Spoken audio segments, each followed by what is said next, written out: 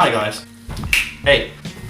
Hey guys. So guys, I'm back. My name is Simon. This is my channel. I'm having an existential crisis. It's so good to see all of you again.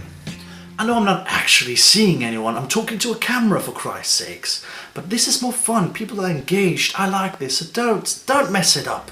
So today we're going to talk about the misconceptions of nihilism, and trust me, there are quite a few. I'm just going to scratch the surface today. Scratch. So let's see what we come up with today. Are you ready? Because I am. Our first misconception is that there's no meaning to life. There's no meaning in the universe to be found. You could try and create it, but it's not meaning. It's just you distorting reality. And that is true. When we're talking about nihilism, we're usually talking about the existential kind, and that's correctly states that there's no meaning to life. So why did I put it on this list? Well, you have to realize that nihilism is a big thing. It sprawls everywhere, it crops up everywhere, and that means that there are different versions of nihilism. Now, first of all, there's metaphysical nihilism, and what that says is it is possible to have a world where nothing exists. And it's usually based off of something called the subtraction argument, which was invented or thought of in 1996. And what the subtraction argument says is that if you had a world with a finite number of concrete things, you could poke them away one by one. And in the end, you'll end up with 3, 2, 1, 0 objects in the world. And bang! There's your empty world. Nihilism shows itself in other fields of philosophy too. There's something called epistemological philosophy, which is just a variation on skepticism, which basically says if you don't know your David Hume's or John Locke's or your Immanuel Kant's, if you want something to argue against that position, what skepticism says is that we cannot know something for certain. And that goes for a priori knowledge, that goes for a posteriori knowledge. There's nothing we can know for certain, and that is a rich field, and I encourage you to go look up, Charles Sanders Peirce, who talked about this. He talked about the Phaneron, he talked about qualia. It's all interesting things. One other field I wanted to talk to you about when it comes to nihilism is the one we call moral nihilism.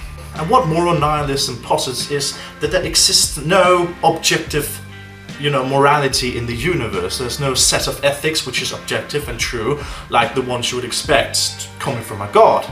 But this in turn means that things like laws and the constitution and rules, written and unwritten, they don't matter. They're not objective. We shouldn't follow them necessarily. Some do. But they're not objective and are not valid in that sense. Which brings me to misconception No2, which is that nihilists are pieces of shits who go around killing people and have no moral compass, etc, etc. Now, this is true.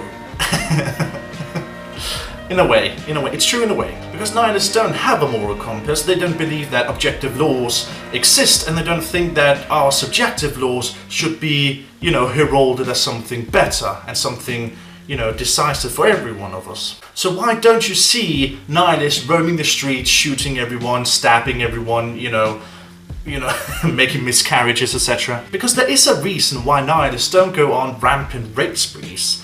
And that's actually a personal thing. Nihilists who consider themselves pessimists, for example, would say that the reason we shouldn't, kill people and make people's lives worse than they already are is that people's lives suck already.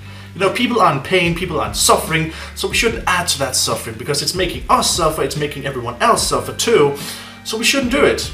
And if you think about it, the nihilistic position is actually a position of compassion, because you realize that people's lives suck, they suffer, they are in pain in some way or the other, so you refrain from doing anything to them. The third misconception is nihilists are depressing fucks. Now I see where this misconception stems from, because every time nihilism is depicted in popular culture, it's usually by a person or a character who's drunk, who smokes too much, takes drugs, and who's just depressed, by the state of things. Rick Sanchez comes to mind, Ross Cole comes to mind. I mean, you can name a few yourself too as well. But I take this to be very, very untrue. I'm a nihilist. I'm not depressed.